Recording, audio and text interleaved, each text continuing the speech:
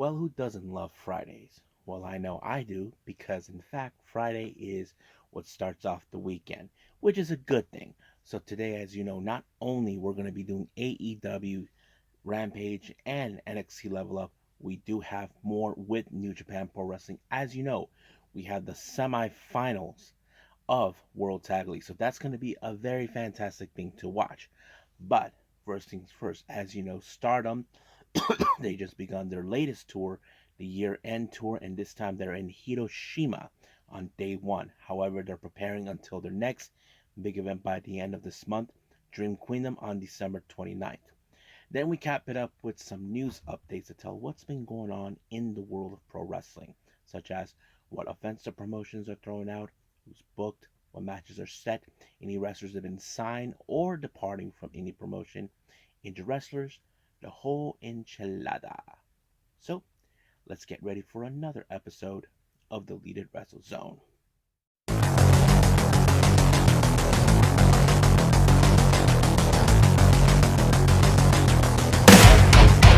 Are you ready? Get up, get up! Get up, get up! Get up, get up! Get up, get up! Get up, get up! Get up, get up!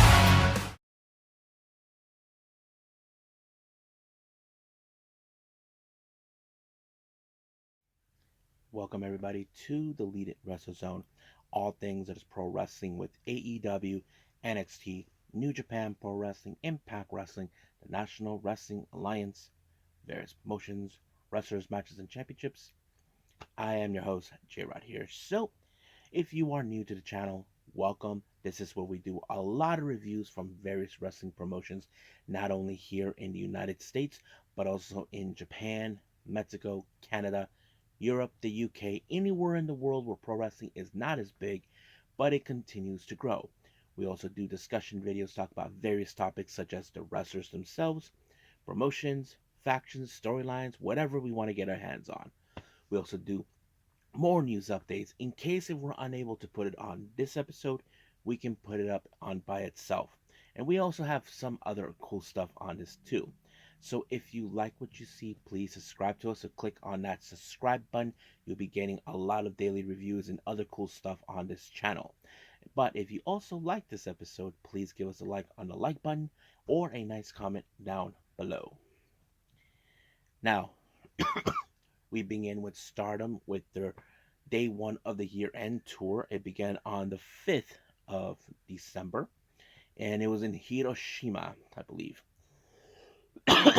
Our opening match, we have the rookie Yuzuki taking on, of course, the Black Cat herself, Starlight Kid. Now, of course, we know Yuzuki is the less experienced wrestler, and of course, we will see her grow as when she progresses. However, she's facing against one of the most popular wrestlers in Stardom, but also one of the most experienced so far. But I kind of figured that this match was definitely going to end with Starlight Kid because she applied the Black Tiger leg killer onto her, forcing her to tap out.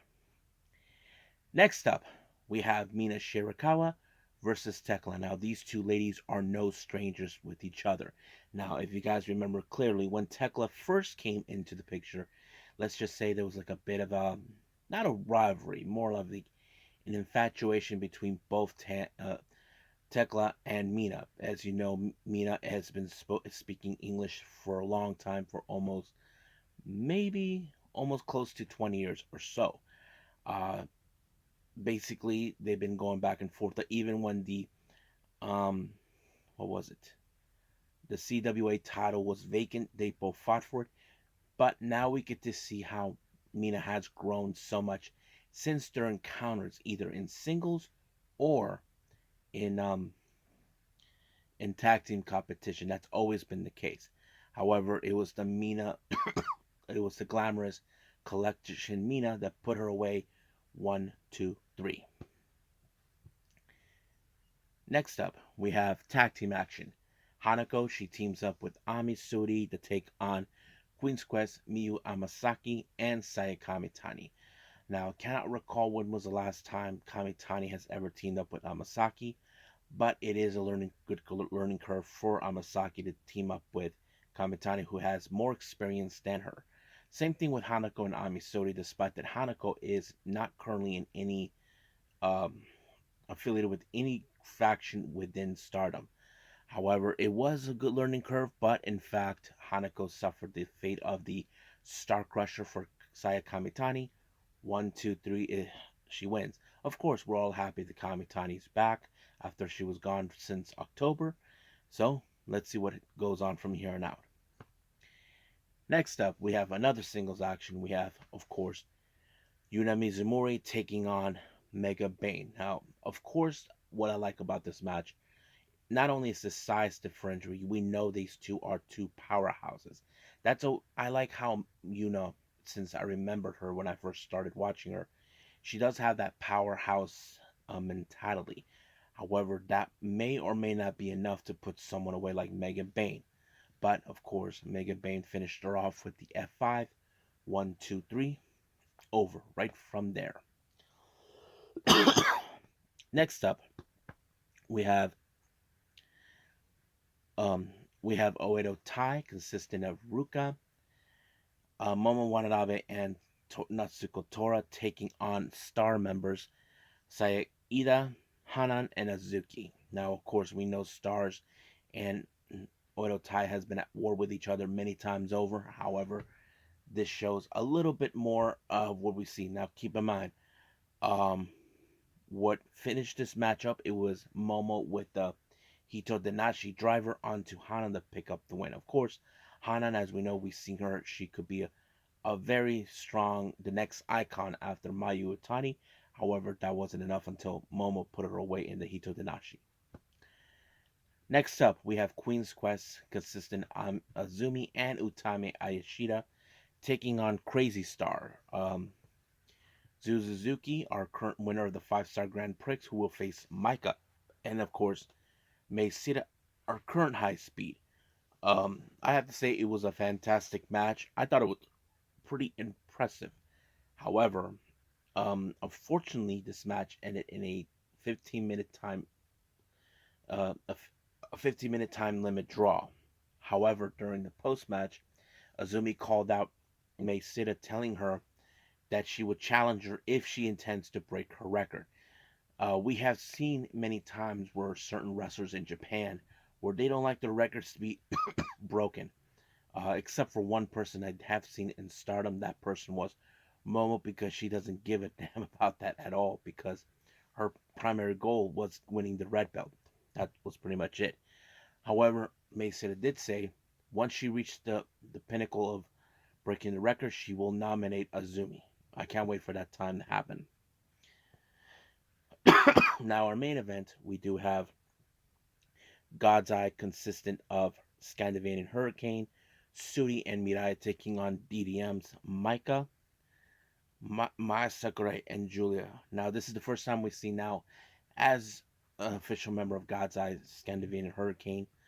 You probably would think she would throw a lot of submission, a lot of like MMA style. There was pretty impressive. But however, she suffered the fate of the Michinoku driver 2 by Micah, giving DDM the win. However, during the post match, Michael decided to put out a promo talking about how she will be the one to beat Zuzu for the red belt. But Zuzu had some things to say. It became a full bloody war between them. So basically, as you know, I mentioned in a report, Micah felt that Zuzu is not representing the company. But of course, Zuzu doesn't care about that. She cares about being the face of pro wrestling. So it's like the matter who is in the right. That's always been the case, but we will find out soon enough. I think that's pretty much it with Stardom. I believe it's time to move on with New Japan Pro Wrestling.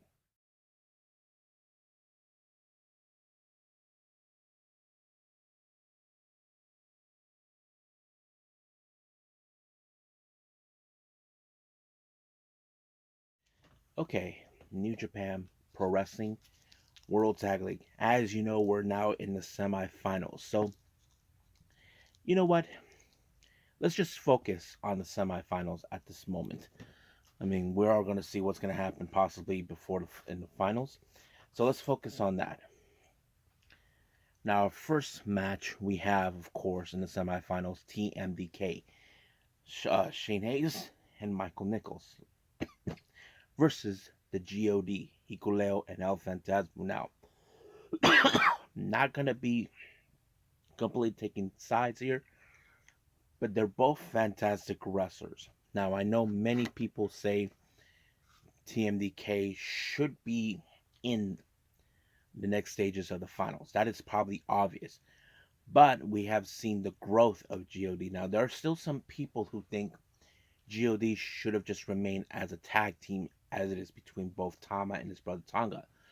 But seeing how much they've grown, we've seen Hikuleo join. Yado played not only just a wrestler and a manager, but we also got, what's his name? El Fantasmo, who, as you know, reconnected and put his past with Tama and Tonga behind them, and that changed it. But of course, we saw their success now as the New Japan Strong Openweight Tag Team Champions. So far, we haven't seen any challengers, but anything is a possibility. We know they lost a couple of matches in this tournament. Any of them could challenge God. But however, TMDK is most likely the fan favorite. Now, you probably would accept that in Leighton terms, TMDK would have won. However, it did not. It was, of course, the godsend by Hikuleo to Mikey Nichols that picked up the win. So automatically, they are now in the finals. But the obvious question is, who will it be? Will it be the War Dogs, as you know, who's saying that they are the ones that rule this entire tournament? Or will it be Bishamon, who is now aiming for a third year in a row in World Tag League? We'll just find out right now. Now, as you know, the War Dogs have been attacking their opponents wherever they're at, whenever, however they want, in order to soften them up before the start of the belt. They have won some many matches, but they have lost a few. However, that was always the case. As you know, they are driven to put Bishamon in body bags. However, Bishamon has shown many times over that they will not back down. They will not give in to whoever attacks them. But in the end, of course, it was a surprise pinfall by Yoshihashi to Coughlin to pick up the win. That means Bushiman are on the way to the finals, and most likely there is the 50-50 chance they could actually win this tournament for the third year in a row. But however, they have to face against the current New Japan Strong Openweight champions. Now we're going to have champions versus champions. Keep in mind, Bushiman are the current IWGP Heavyweight Tag Team Champions. So we will pay attention very closely into this match. So I think that's pretty much it. So we just focus on those matches. Everything else, we have seen matches like, for example, the House of Torture with Ren Narita causing more torment with Shota Umo that continues, and so on and so on. And of course, Suzuki reconnected with Lance Archer along with his tag partner of Monster Sauce, Alex Zane. I mean, I would love to see Minoru Suzuki hang out with Monster Sauce again. That's pretty much cool that I like to see. And of course, Sondaka Jr., of course, who is determined to join Los Ingobernables. That's something we are expected. And of course, just five guys growing and growing. So we'll see how things will progress from here on out. I think that's pretty much it what we have for our New Japan stuff. Let's move on with AEW Rampage.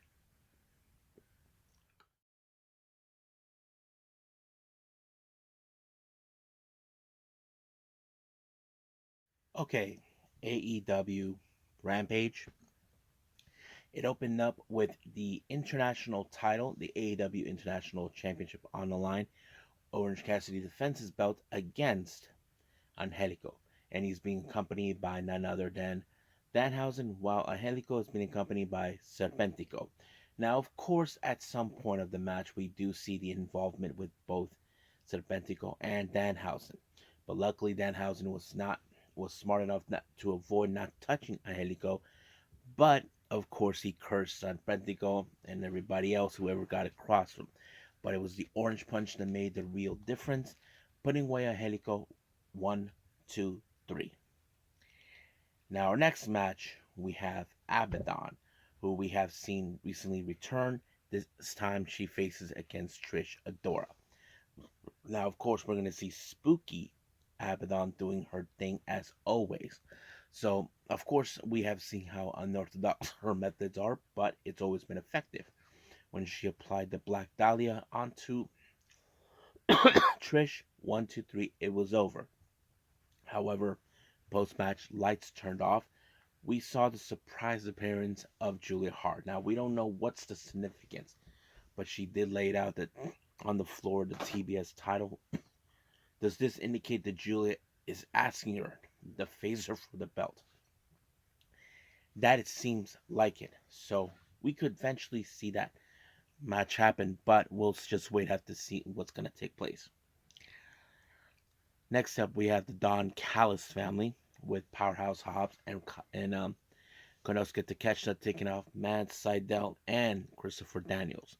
Of course, Don Callis is fixated with the disgusting fact that Jericho and Omega will get a shot at the tag team titles in the future, which they should not have been involved in that, but it seems that it is. But however, we have seen the power of Powerhouse Hobbs, how he finishes off with his opponents with a slam onto Daniels and picked up the win. However, our next interview, I think this is our only one. Renee Paquette interviews Top Flight, Dante and Darius Martin, and Action Andretti. As you know, Penta actually issued a challenge, and it seems that they accepted.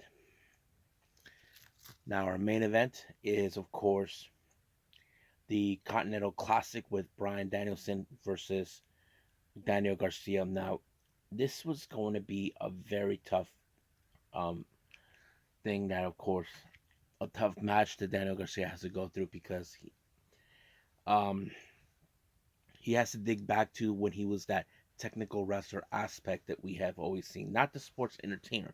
And he played out pretty well, but however, he dropped the ball once again when he applied the dancing, which is something that Matt Menard has told him he needs to stop doing that on every occasion. But however, it was the bell lock that he put away. Um, what's the name? Uh, on Daniel Garcia. But however, he did not give up. He kept on going until he passed out. Ref called it. It was done right from there. I think that's, as you know, this was part of the Continental Classic match. So Bryan Danielson has 6 points, while Daniel Garcia has 0. So I think right now he should be automatically out. So I think that's pretty much it for AEW Rampage. Let's move on with NXT Level Up.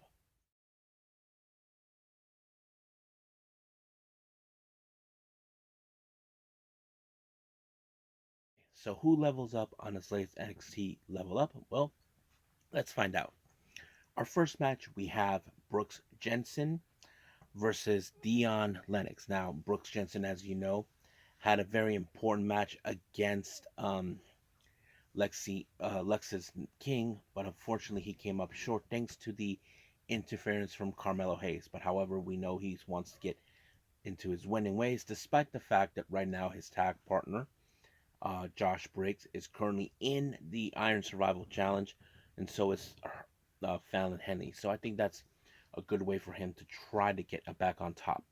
But he put himself in a good position against Dion Lennox until he applied a knee drop off the corner, but on the corner side, and boom, just like that, it was over. Now our next interview, I forgot her name. She interviews Jada Parker. Now her first opponent will be against Gigi Dolan, who has more experience than her.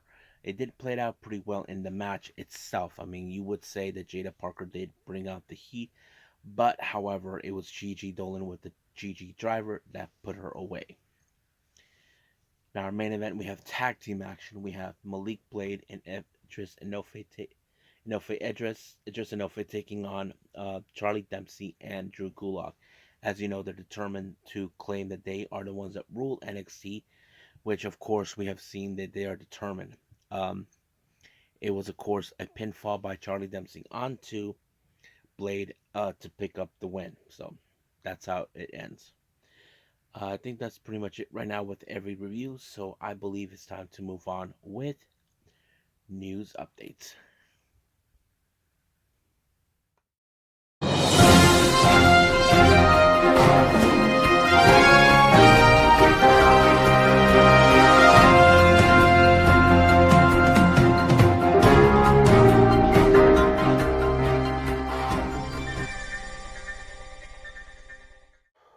Okay, welcome to our news update. So this is what we have for all of you. Now, as you know, Julia has been a top of discussion on various occasions. Amongst them, as you know, she'll be her contract with Stardom will expire by 2024. Now, as you know, recently WWE has a keen interest in her. They even invited her for their performance center, but however, she has to have approval. Now, according to what Wrestling Observer said, this is what they reported. Regarding to Julia, the update is that she has not made up her mind that she and WWE have spoken several times of late. They talked enough that there is something to the story, although the story is she was going to the performance center by the end at this time ended up not being accurate. But she has not told those in Japan that she was staying nor that she's leaving. So Julia hasn't made up her mind. Now I know many WWE loyalists who may not not have heard her, or you're just a straight up Julia fan. You want her to go, but of course this was a decision she has to make. Only she will make that decision until we learn more. So I will stay on top of this until anything appears. Now, as you know, TNA is returning back in 2024. Now they even announced for a streaming service, and that streaming service is in Denver.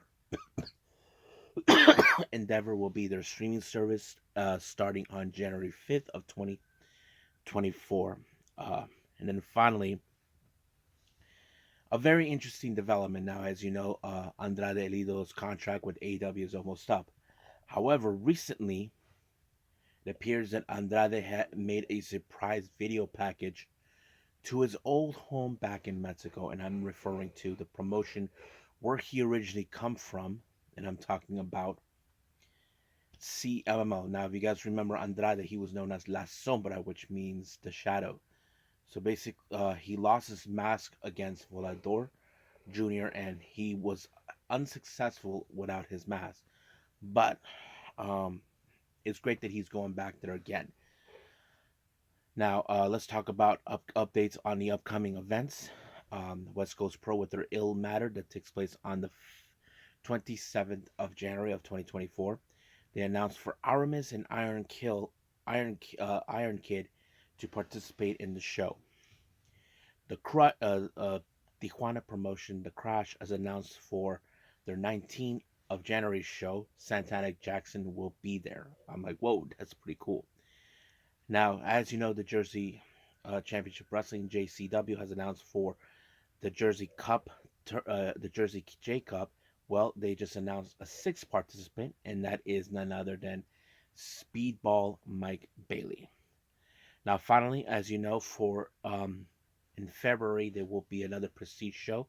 They'll take place. The Moment of Violence. They announced Mike Bailey and Mascara Dorada to be there. And I think that's pretty much it, what we have for our news updates. So let's just call it a day. Well, I hope everybody enjoys this episode. Coming up, as you know, we do have AEW Collision. We will continue more with the Continental Classic, and I believe we do have a Choco Pro show taking place. Now, there's still some wrestling shows I haven't seen yet, but however, due to the circumstances of my regular day job, I won't be able to do a whole lot. But we will see what happens. Only time will tell until then. But for right now, this is what I'll leave for everybody at this moment. But we'll see what happens for the next episode. So I will say that I will see you guys on the next DWZ time, same DWZ channel. I must bid all of you adieu. So goodbye. Mwah. And have a nice day.